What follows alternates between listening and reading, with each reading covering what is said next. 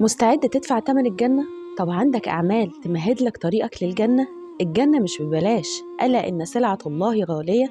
أنت عارف إن أعمالك هتتوزن على نفس الميزان اللي هتتوزن عليه أعمال أبو بكر الصديق وعمر بن الخطاب وأعمال الصالحين رضي الله عنهم منذ خلق سيدنا آدم وحتى يوم القيامة. طب عندك أعمال تقدر تدخل بيها على الجنة؟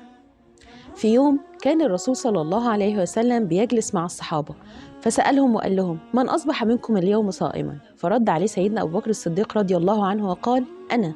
ورجع سأل سؤال تاني: فمن تبع منكم اليوم جنازة؟ فرد أبو بكر الصديق رضي الله عنه وقال: أنا.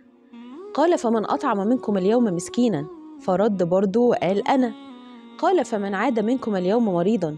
فرد أبو بكر الصديق رضي الله عنه وقال: أنا.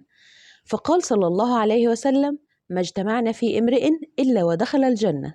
يعني إذا اجتمعت كل الأعمال الصالحة دي في رجل واحد دخل الجنة. هم دول الصحابة والصالحين اللي كانوا بيبذلوا أقصى ما في جهدهم علشان يفوزوا بالجنة. وإحنا كمان لازم نبدأ نشتغل أكتر ونعين نفسنا على طاعة الله، نبذل أقصى ما في جهدنا علشان ننجح في اختبار الدنيا ونفوز بالجنة. وما تنسوش تصلوا على النبي.